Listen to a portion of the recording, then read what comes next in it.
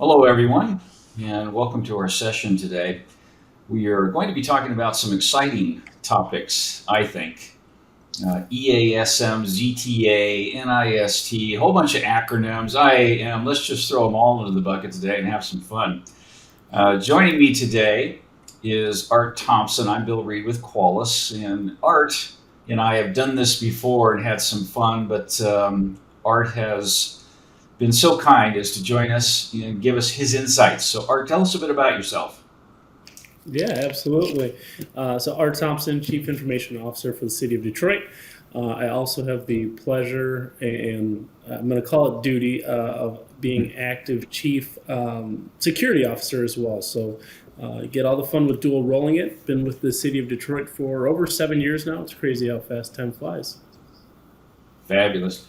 Well, we are going to, as I mentioned, throw out a lot of acronyms today. However, we'll do our best to try and explain what they are. Many years ago, Forrester, actually back in 2010, coined a phrase called zero trust. It's about 8 years later that the National Institute of Standards and Technology, or NIST, came out with special publication 800-207, moved beyond, and they talked about IAM, yet another acronym, which is really about access management and understanding who is getting in your door. And this term zero trust has been around for quite some time. What are your thoughts about zero trust and what it might mean to organizations? Yeah, I think zero trust is definitely where we're seeing security head, and rightfully so. If you look at just IoT devices, technology with AI, everything that's coming out, it's putting more and more pressure on privacy and really just the need to harden one's environment. So if you look at zero trust, essentially look at it as an instance where you are removing any kinds of gap from your environment. So it is really creating a one-to-one relation between your environment and your users, anyone who's needing to access information systems. Everything now becomes a trust relationship. To whereas before it was a little bit, you dropped your PC on the domain and it was just kind of open and, maybe used a VPN to get in. But this really eliminates that, and everything is about that relationship directly from the environment to the machine. Fabulous. Thank you for that. Now, interestingly, Okta came out with a study. This is back in 2019, and they found that only about 16% of organizations had plans to implement ZTA, zero trust architecture. After the pandemic, are you ready for this? 97% said they were going to do this, but even as we sit here today in 2023, little more than half have actually put together a plan. And there are these three common models we probably all heard of. Of course, NIST has one. The Center for Internet Security, Cybersecurity Infrastructure, CISA, CISA, this is a government organization, and of course the Department of Defense. There are these three different models. One of them has 5 pillars, the other has 7 pillars, and so on. What are your thoughts about this? Are there certain perhaps models that are best for one organization or a type of organization, whether it's government or private sector, et cetera? What's your thinking there?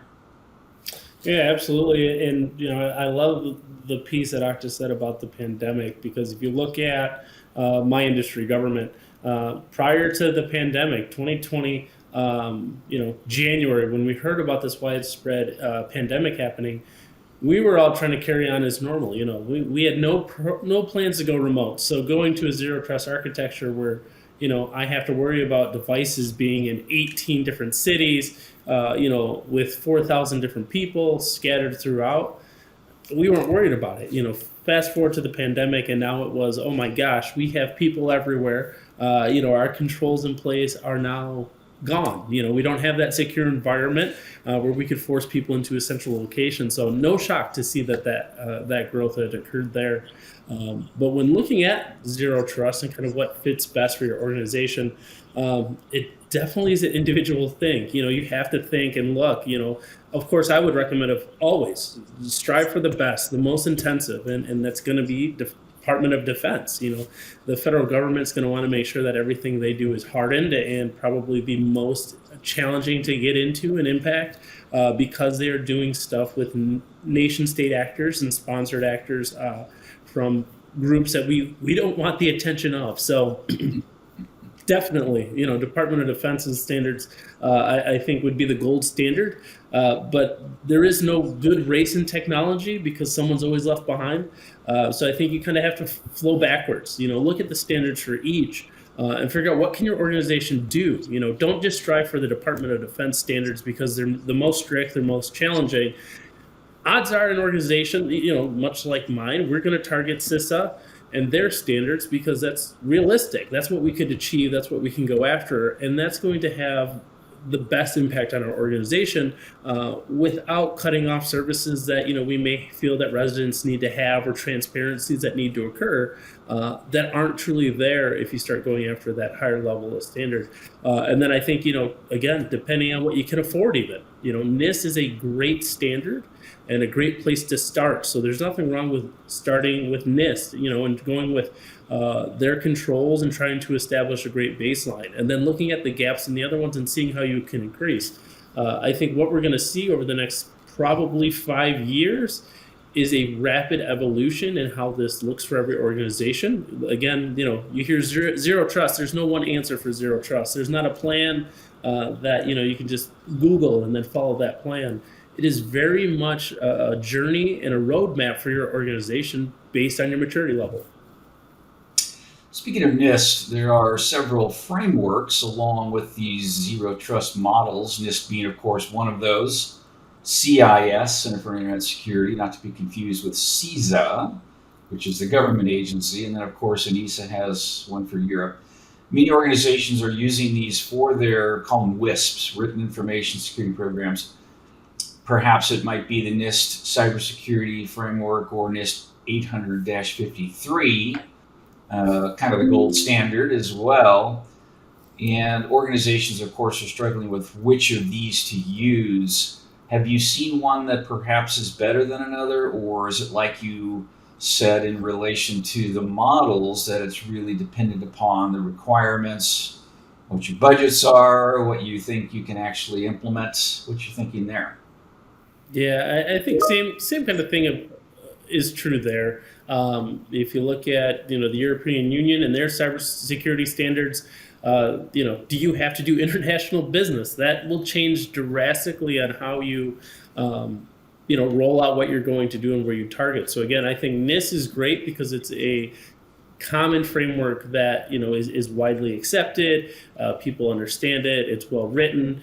You can adopt that practice and not necessarily have to change the way that you operate very impactfully. So I think this is probably the great fundamental start, but it all depends on your business. You start opening it up to doing business internationally or with any European citizen, and holy cow, the game changes immensely when you start talking about security.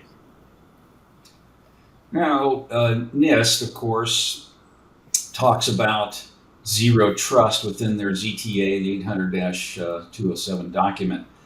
And many organizations, many security professionals have looked to identity access management as being the main part of that, and certainly there is an emphasis there. But if you read through that document, it specifies that an organization should extend ZTA to all assets. And they do put quite an emphasis on the assets related to attack surface management, external attack surface management. Now, EASM, we don't want to confuse this with easy almost security management or eat all the sushi in the market. This really does need to extend to all of your assets in order to achieve zero trust. So what is your opinion in relation to organizations applying these frameworks, applying the models, etc., and not having knowledge of what to protect on an ongoing basis? That could open up the door to these huge security blind spots with EASM, if you will, a key component of this. Give us some thoughts on that. Absolutely. I think if you look at just look at technology as a whole, everything is now going to be a smart device. Everything is transitioning to some type of internet capability.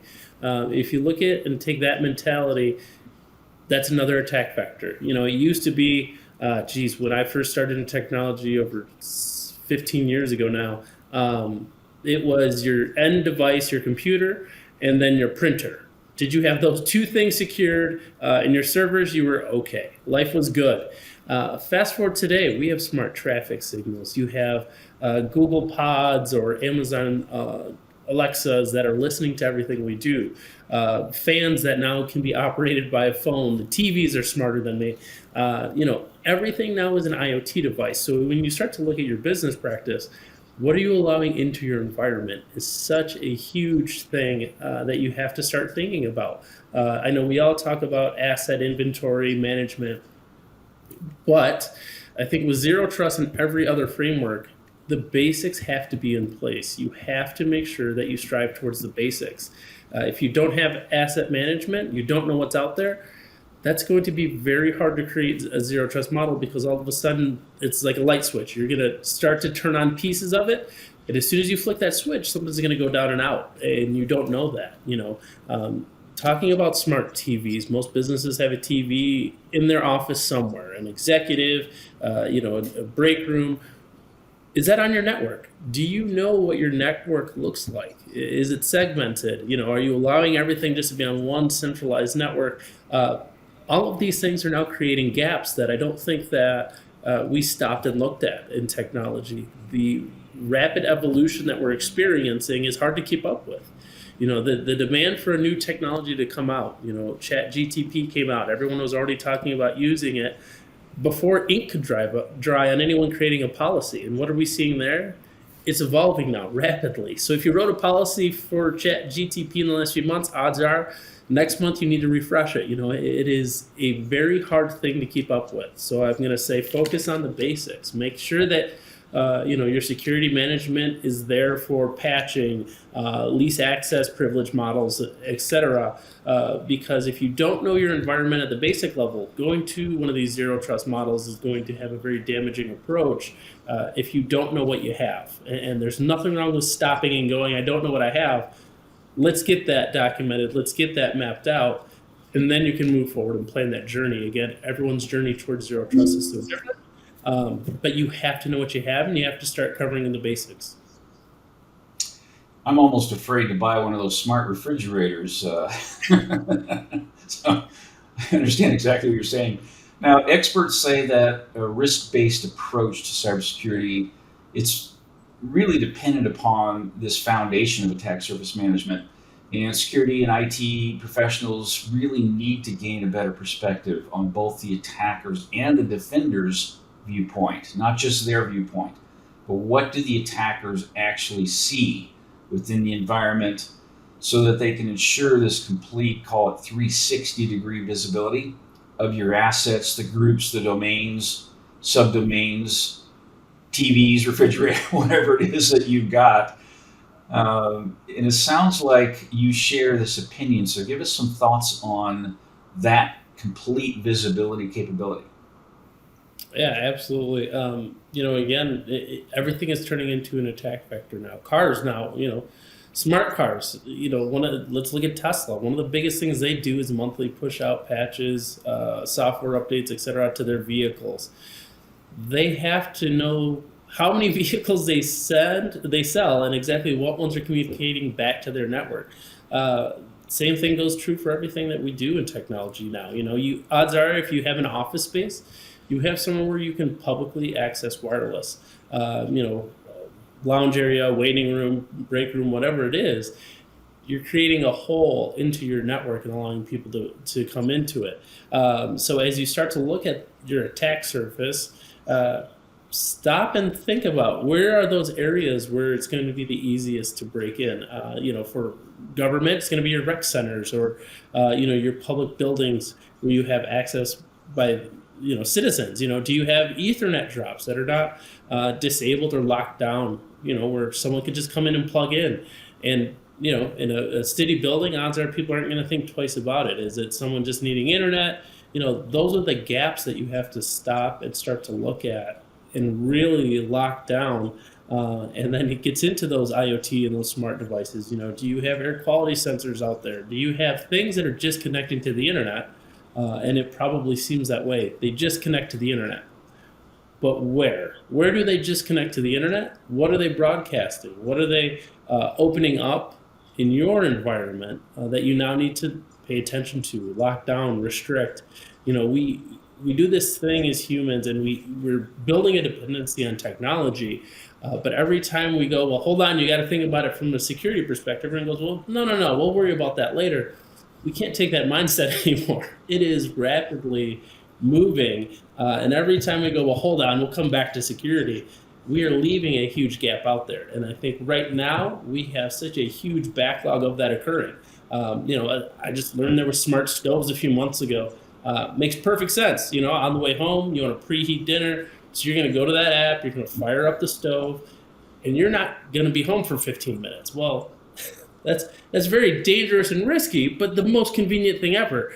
So you're almost waiving security in different aspects, and then saying, "Well, I'll come to it later. I'll be home in 20 minutes. It'll be fine." Technology cannot always wait on that approach, and I think as humans we have to evolve to think about it first as we start to roll that out. That makes sense. Now, one of the things that we mentioned earlier in terms of the models, the Department of Defense, there's also, if you will, a number of other frameworks out there that we can take advantage of. And defense in depth, of course, is one of these. And quite often we're focused on the defense in depth areas that are perhaps a little closer to our valuable assets, and we forget about the outer areas, if you will, that external attack surface management area for our full defense in depth. And that really does require visibility. Now, quite often organizations are requiring more stringent capabilities to avoid, say, lawsuits that are becoming more prevalent. Could be compliance failures that be part of this. And we're seeing these conventional attack surface management solutions, or maybe less than adequate vulnerability management solutions, are just not enough to get the job done. What's your thinking in relation to good enough just isn't good enough anymore? We really do need to take a step up and maybe start looking at the gold standard of the capabilities that are out there today. Well, it's interesting because I was just reading about the Russia-Ukraine situation, and one of the things that they're highlighting there is the importance of bringing in partners. Again, Ukraine didn't isolate themselves and say, okay, we're going to combat Russia. They started bringing in partners and paying for that. And I think that is a very interesting thing where you have nation states now looking to partner and looking to really protect themselves and get help. There's nothing wrong in cybersecurity with saying, wait, I need help. One of our biggest tools in security is collaboration and communication. If I can know as Detroit what's happening in LA, while they may have been first, if I know it's coming, I can better learn from them and protect my own instance. So I think definitely that collaboration, that cooperation is growing and becoming more and more important. It's huge. Stop and raise your hand. There's nothing wrong with asking for help. It's like I'm in elementary school again. You raise your hand. There's nothing wrong with a question. There's nothing wrong with needing help.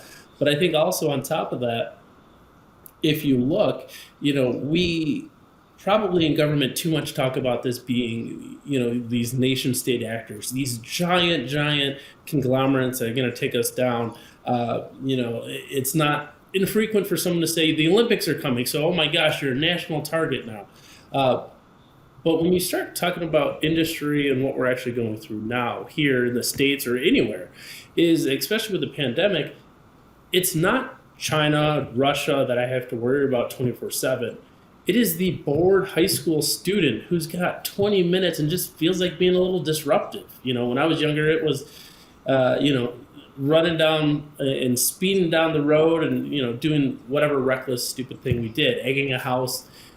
But now, you don't have to leave your house to be a little disruptive or mischievous. And guess what? Odds are you're probably not going to get caught. So now we have to worry about that bored college student who is now more technically savvy than we are because they grew up with it.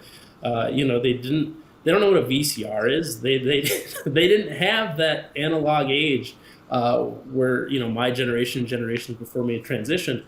It is now becoming a I'm bored threat, or I'm at home threat, or I'm just curious threat. I just wanted to hack into the computer system at school and see what everyone's grades are. Maybe it wasn't malicious, but that's what we now have to protect ourselves against. So I think that attack vector is growing very fast and very, very scary. And I think that's the point is no one can do this alone. It is going to take partnerships and collaborations. No question. Now let's talk about the consequences of inaction or wrong action.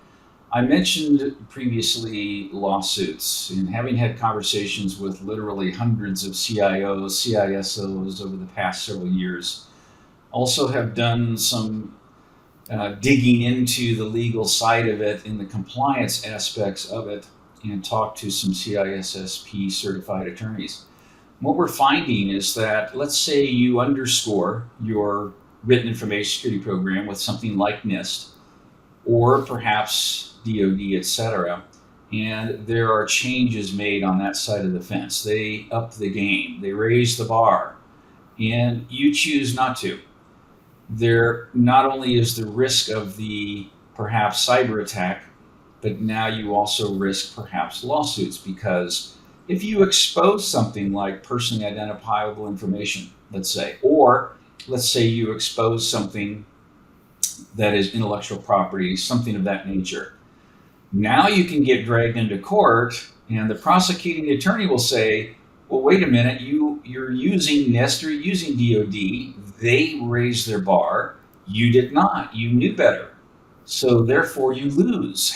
And it can cost you millions even if you win. What are you seeing with not only your organization, but your peers in relation to wanting to avoid these kinds of risks, especially now with all the new, not only cybersecurity requirements, but we're talking about state civil codes like CCPA from California and so on. I'm sure it's coming to Michigan sooner or later. So what are you hearing from your peers out there? Well, I think it's a double-edged sword because it's great. I know the FCC is taking a more serious approach on it, holding companies accountable. So it's great to see that this is now being something that everyone's talking about. Everyone is now doing and focusing on.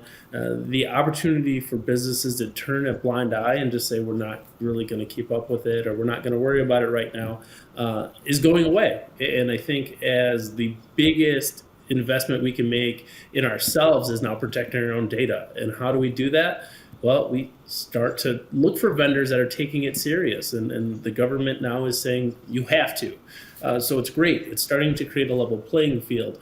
But that's a hard question because I think a lot of people, a lot of companies are trying to take it serious. And if that continuously is a moving needle, holding people accountable is going to be very challenging. And especially, when you start to get into the size of the organization, it's a lot easier for a small company to move nimbly because they don't have a giant infrastructure. Look at Coca-Cola, an international brand, and I can't imagine trying to push change in that environment. So, when you start talking about CIOs and CISOs and what we're talking about, it almost seems like it's the same thing, just it's more and more constant now.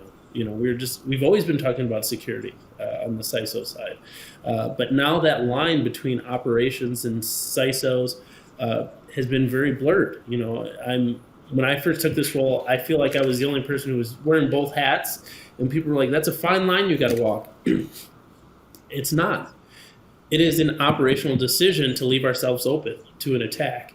And so I think you're seeing that line blurred. CISOs are being listened to and brought into those executive boardrooms, and some of those critical conversations that are occurring have to now. So I think we're just seeing it become more of a dinner topic than we were kind of that backroom IT problem.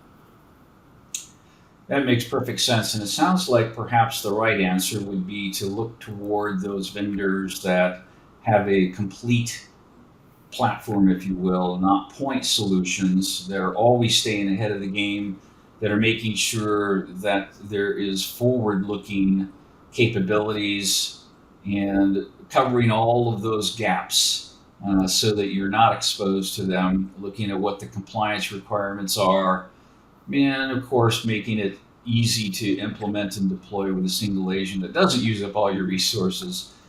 But one of the key things that a lot of organizations may not truly have visibility into is if I'm not government, if I'm private sector, yes, if I'm government, I have to do these things. But if I'm private sector, do I need to or should I?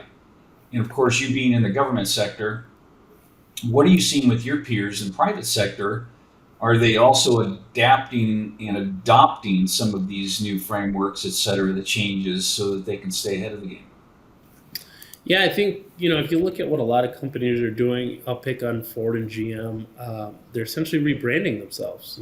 They were an auto manufacturer. You Google them now, and now they say they're a technology company.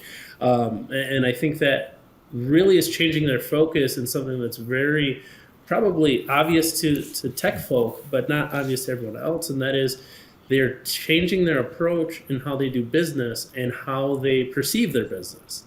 As a technology company, now you've put a target on your back that you have, let's call it industry secrets. GM has perfected a Corvette, and that information now is extremely valuable. And they have literally branded themselves as an industry leader in technology around vehicles. Well, if I am looking to exploit or take down a nation, or even just start my own business and I want to do it illegally, I'm looking at espionage. It's the days of James Bond are no longer a spy in a foreign territory. It's now a computer.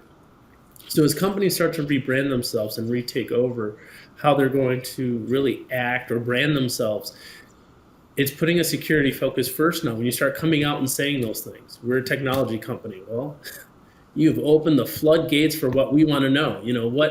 What people are going to be interested in trying to attack and feel like they can get into, information being the most critical thing now that you own, not your assets. It's not the rent center across the street from me. It's not a building. It is the data. It is the plans for the Corvette. It's the plans for the engine, where that is the resource. That is the asset. So as companies are starting to do those transformations, security is becoming huge. It is a booming industry, and there's a reason why there's a shortage of security experts. Thank you. Art, any further thoughts in relation to all of our acronyms? EASM, ZTA, NIST, CISA, DOD, all of these things that we all have to keep track of. What are your final thoughts on our topic today, but most importantly on making sure we do have adequate external attack surface management so that we can achieve zero trust?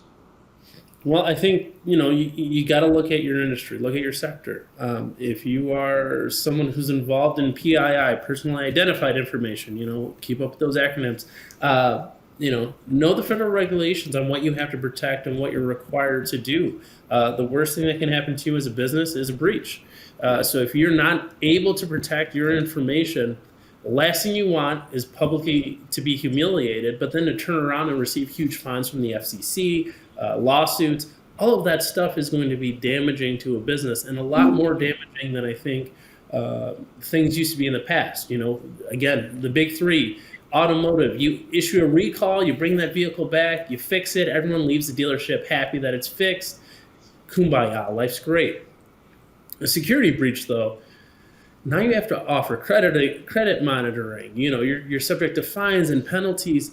The game has changed immensely. So know your industry. That is the biggest thing, I think. If you aren't aware of HIPAA, acronym heavy, health information, privacy, you have to make sure that you know what you have and what you have to protect. So start there. But then basics. I think any security professional that leaves out the importance of basics is really doing injustice, because we are not mature yet as a nation or as any sector. we have to make sure we're covering the basics. Patch Tuesdays have to occur. It's a bummer. It's hard. It can be disruptive, but it's one of the most important things you can do. And then I think, just don't let it be an investment where you don't see the return, and so you're content. That's the worst thing about cybersecurity, is you spend all this money and hopefully nothing happens. As a finance person, that sounds like the worst investment I can make. As a technologist, that is the best investment you can make. So making sure you understand that there is a key difference between just throwing away money and protecting your money. So yeah, I think that's probably my best advice. Go zero trust, though. Absolutely. Thank you so much, Art, for your expert input today, and we really appreciate your time. And thank you, everyone, for joining us to discuss this very important topic. And we hope that you have learned something, but also will take the proper steps to protect your organizations. For more information, be sure and contact us.